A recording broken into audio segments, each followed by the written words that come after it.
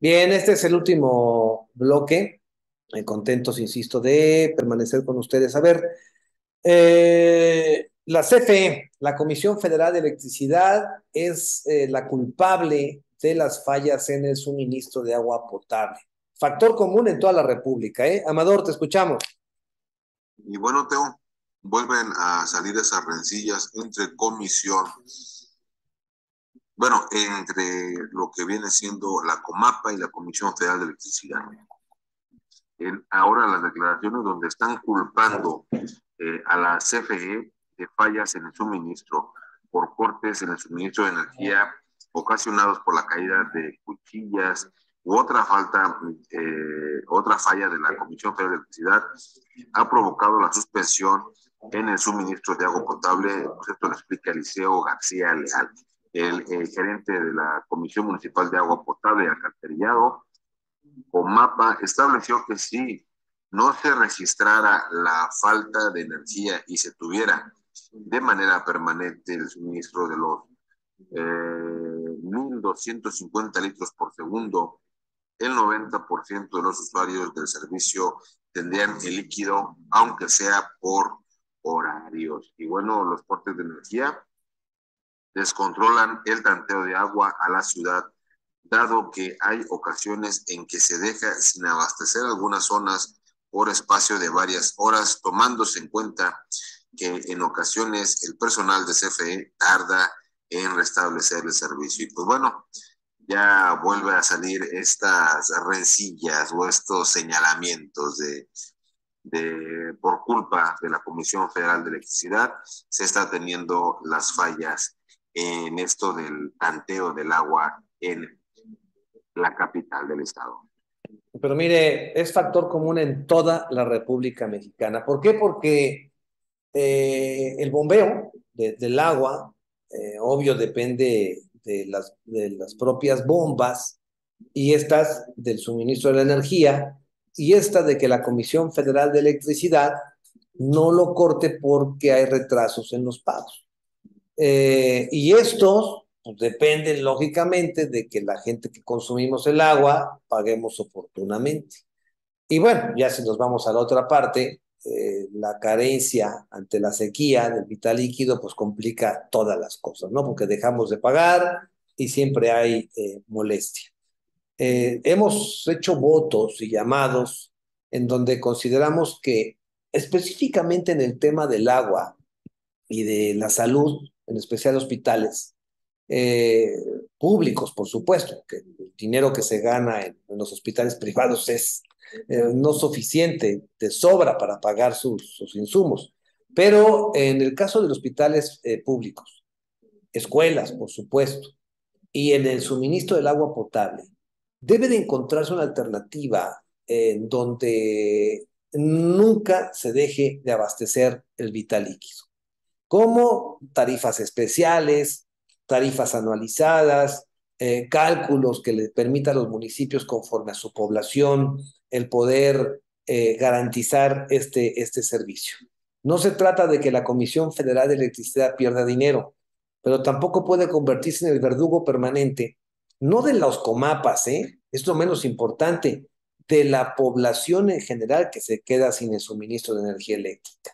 Y sucede lo mismo en las escuelas. O sea, una escuela que no tiene el potencial en un momento dado para pagar su luz porque ese día o ese mes o ese bimestre fue un poco más allá porque prendieron los aires acondicionados, si es que los hay, porque pusieron un ventilador de más, porque se compró una computadora, lo que usted quiera, no se les puede cortar el suministro, y mucho menos a los hospitales públicos. Pero en el tema del agua, yo considero que en todo, porque además es un monopolio público el de la Comisión Federal de Electricidad, debiese de existir la alternativa que permita, insisto, un cálculo idóneo.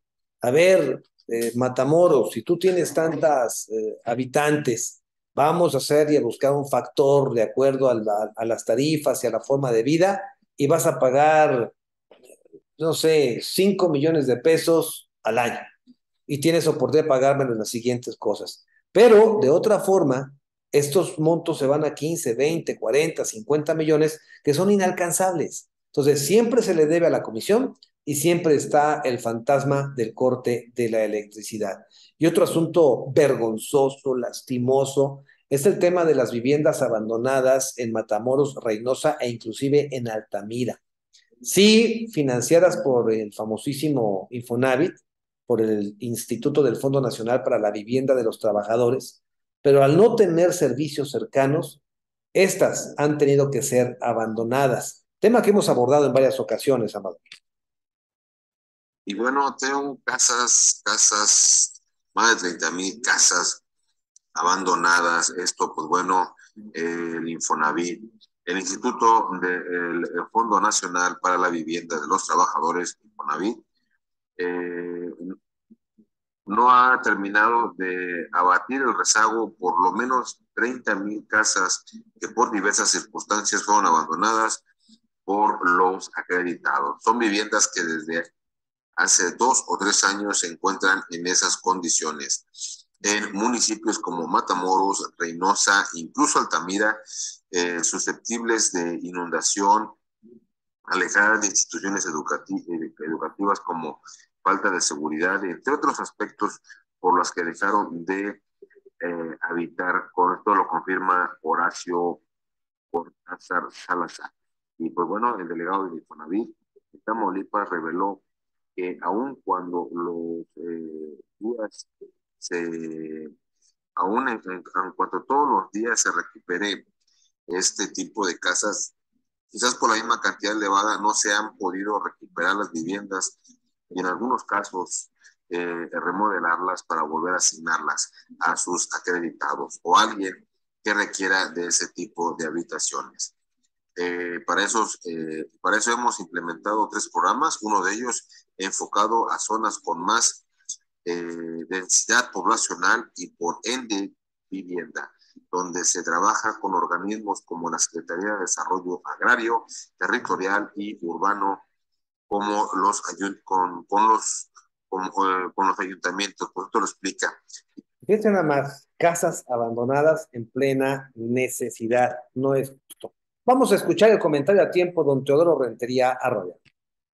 Radio Escuchas de la República desde Libertas Comunicación, su amigo y servidor Teodoro Rentería Arroyave les saluda con el comentario a tiempo que se titula Los jóvenes de hoy, adultos mayores del mañana. Oportuno el tema de esta entrega que nos ofrece el reconocido colega y gran amigo Jesús Víctor Ferrer Covarrubias para recordar a mis padres, doña María y el médico Fortino, en su 86 aniversario de su matrimonio, en un día como hoy de 1936. Aquí el comentario. Tal parece que una gran mayoría de la humanidad, formada por jóvenes o adultos, está de regreso a sus orígenes ancestrales o de algunas culturas que desaparecían a sus viejos, inclusive con prácticas crueles, para que dejaran, entre comillas, los espacios a los jóvenes. Sin duda se olvidan de la historia en el devenir de las civilizaciones que colocaba en lugar preponderante al anciano por su experiencia y sabiduría. El periodista y abogado Víctor Ferrer ha presentado una adecuada y justa iniciativa al Instituto Estatal Electoral de Baja California para incluir a los adultos mayores en las acciones afirmativas. En otras palabras, incorporarlos en el conjunto de medidas de carácter temporal encaminadas a acelerar la igualdad, de hecho, entre mujeres y hombres de todas las edades. En su trabajo, Acciones Afirmativas, de la investigadora parlamentaria licenciada Alma Arámbula Reyes, que contó con otros expertos, nos indica que la discriminación positiva o acción afirmativa es el término que se da a una acción que, a diferencia de la discriminación negativa o simplemente discriminación, pretende establecer políticas que dan a un determinado grupo social, étnico, minoritario, o que históricamente haya sufrido discriminación a causa de injusticias sociales, un trato preferencial en el acceso o distribución de ciertos recursos o servicios, así como acceso a determinados bienes. con el objeto de mejorar la calidad de vida de los grupos desfavorecidos y compensarlos por los perjuicios o la discriminación de que fueron víctimas en el pasado. Indica Ferrer en su iniciativa que los ciudadanos de la tercera edad deben de ser reconocidos como gente totalmente valiosa, digna de respeto y admiración, pero sobre todo de reconocimiento político, social y afectivo. Bajo la anterior premisa, y para honrar el Día del Adulto Mayor que se conmemora en México el 28 de agosto, fecha que en Baja California pasó desapercibida por los 3 órdenes de gobierno, el licenciado Víctor Ferrer presentó ante el Instituto Estatal Electoral la petición para que las personas de la tercera edad o adultos mayores sean considerados dentro de las acciones afirmativas en el siguiente proceso estatal electoral. La idea, indica, es que las autoridades electorales incorporen a los adultos mayores, evitando su discriminación por medio de las acciones afirmativas, tal como en su momento se hizo con jóvenes personas discapacitadas de origen indígena y de la diversidad sexual. En su escrito, Ferrer menciona que los adultos mayores constituyen un grupo vulnerable en la ley y en la sociedad. Ven afectados sus derechos constantemente, son víctimas de discriminación, violencia, abandono, exclusión, estigmatización y soledad, situaciones que tienen como consecuencia un evidente deterioro en su calidad de vida. Por su parte, la experta argentina María Sofía Sajuez nos señala que las acciones afirmativas, también denominadas discriminación inversa, implica la utilización de protección especial sobre determinados sectores sociales históricamente discriminados, en miras a procurar una solución transitoria que permita garantizar la igualdad de oportunidades. Argumenta Ferrer que las personas de la tercera edad de 60 años o más, de acuerdo con la información censal de 1990, en comparación con la de 2020, se triplicó de 5 a 15,1 millones, pasando del 6% al 12% de la población.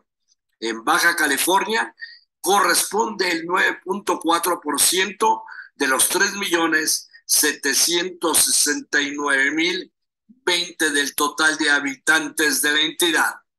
En materia electoral, el importante segmento de los adultos mayores no ha sido tomado en cuenta en esa entidad, a pesar de que antaño la gente de mayor edad era la que ocupaba puestos de mayor relevancia, y como ejemplo, baste recordar la forma en que se integraba el Senado romano. Recordemos que Senado viene de senecto. La discriminación es lamentable e históricamente ha sido padecida por grupos de la población más vulnerables, como las personas adultas mayores, en referencia a la oferta de puestos de trabajo, donde se señala que deben ser menor de 35 o 40 años para que puedan ocupar el puesto. Por su parte, la doctora mexicana Ana María Fernández Poncela, en la misma obra nos explica que las acciones afirmativas pueden definirse como aquellas acciones cuyo objetivo es borrar o hacer desaparecer la discriminación existente en la actualidad o en el momento de su aplicación, corregir la pasada y evitar la futura, además de crear oportunidades para los sectores subordinados. Se trata de políticas concretas que sirven al objetivo más amplio de igualdad de oportunidades. Y remata Ferrer que una de las formas más oprobiosas de discriminación a los adultos mayores se da cuando se es forzada la jubilación a partir de los 65 o 70 años respecto de magistrados, jueces, fiscales, etcétera, cuando en muchos de los casos, en esa edad, se tiene mayor lucidez y conocimiento de las materias que se han practicado por ellos, y contraviniendo el artículo 1 de nuestra Constitución. Finaliza su escrito diciendo: hagamos vivos sus derechos, porque si somos afortunados, un día todos seremos adultos mayores. Tarde o temprano todos formaremos parte de este grupo de poblacional. Tienen la palabra sobre este importante tema los consejeros del instituto y el impulso que a este asunto quieran otorgar los representantes de los partidos políticos acreditados ante el instituto.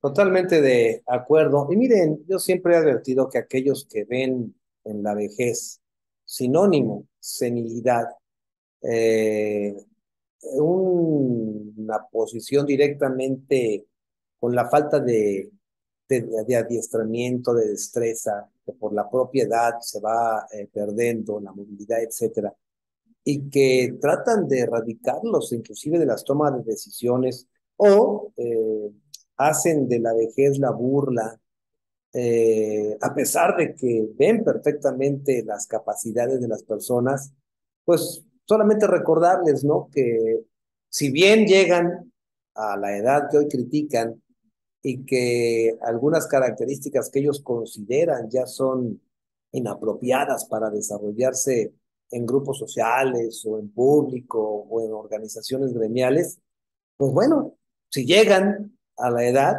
el deseo es que lleguen con la capacidad de a quienes hoy critican, mínimo, mínimo esas, y que no los traten a ellos nunca como ellos tratan y lanzan sus críticas con veneno, porque en verdad eso es ser zángano en vida. Yo soy su servidor Teodoro Rentería Villa y le recuerdo, el conocimiento de las noticias acerca a las personas y a los pueblos.